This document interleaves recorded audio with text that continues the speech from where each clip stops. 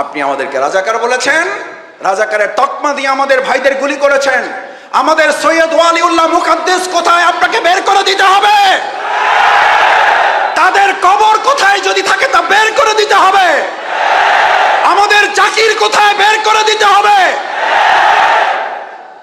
না হলে আপনাকে বের করে নিয়ে এসে জনগণ এবং আইনের আদালতে আপনাকে ওই একই অবস্থার মুখোমুখি জনগণ করবে। তোমরা স্লোগান নিয়ে রাস্তায় বেরিয়ে পড়ো, সৎ মানুষ লাগবে ভাই, সৎ মানুষ।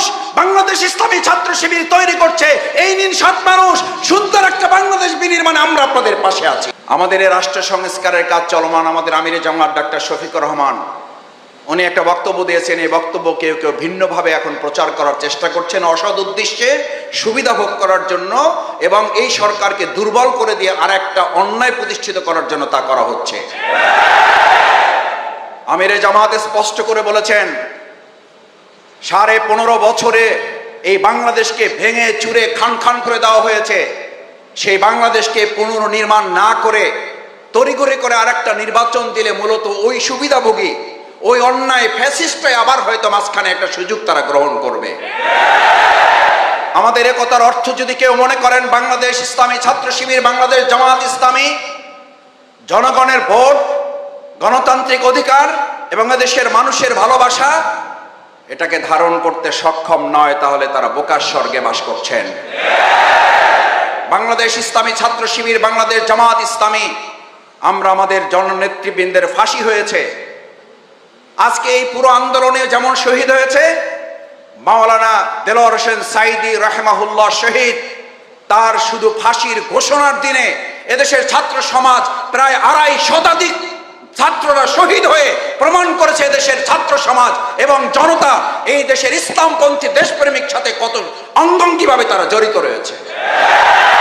গোটা পৃথিবীর ইতিহাসে চ্যালেঞ্জ করে বলে রাখছি, কান খুলে শুনে রাখুন, তারা এমন একজন নেতার নাম বলুন, ফাঁসি কার্যকর নয়, শুধু ফাঁসির ঘোষণা দিলে 2.5 শতাধিক ছাত্র জীবন দিতে পারে, এরকম একজন ভালোবাসার মানুষের নাম পারলে আপনারা বলুন। আমাদেরকে ভালোবাসার ভয় দেখাবেন না, আমাদেরকে জনসমর্থনের ভয় দেখাবেন না।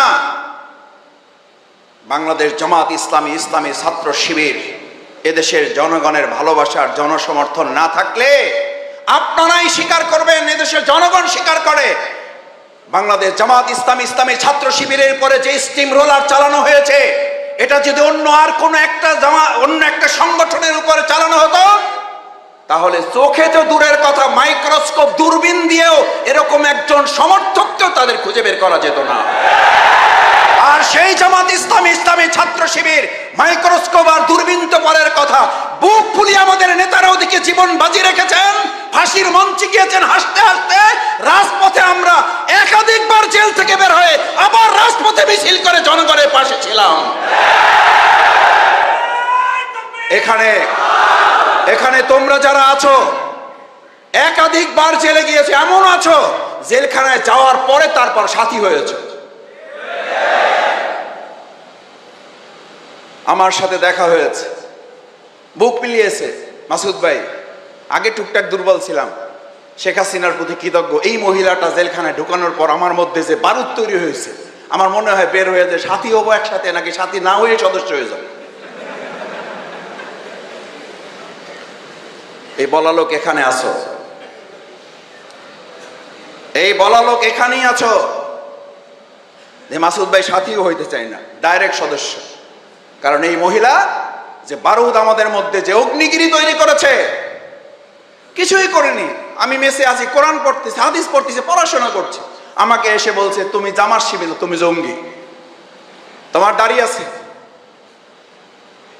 জামাত শিবির জঙ্গি আর রাজাকারের তকমা দিয়ে আপনি শেষ পর্যন্ত রাজাকার এবং স্বৈরাচারের তকমা নিয়ে দেশে থাকতে তো পারলেন না, চলেই গেলেন।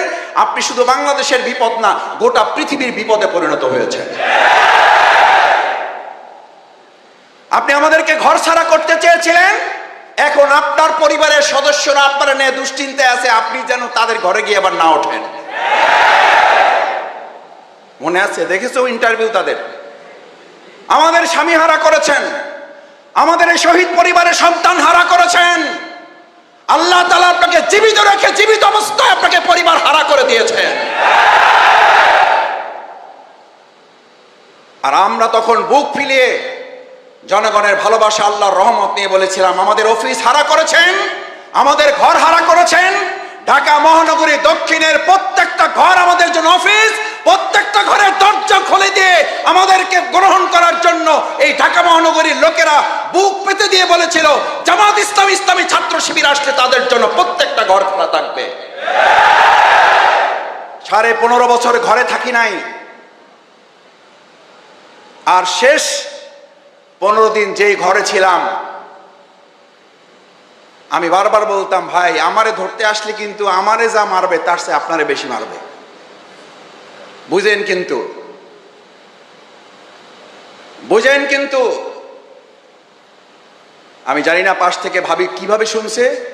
ভাই জবাব দেওয়ার আগে ভাবি তার পাশ থেকে, জানালার পাশ থেকে, দরজার পাশ থেকে বলছে, ভাই আপনার ভাই কি করবে জানি না, যদি আমার ঘরে কেউ অন্যায় ভাবে প্রবেশ করতে চায়, আমার এমনি 2টা দাঁড় একটা বডি আছে, আমি বলে রেখেছি যদি আমার ঘরে প্রবেশ করতে হয়, যদি আইনগতভাবে আসেন ভালো, আর যদি অন্যায় ভাবে আসেন তাহলে আমার বডি এবং এই দায়ের নিচ দিয়ে আপনাদেরকে প্রবেশ করতে হবে।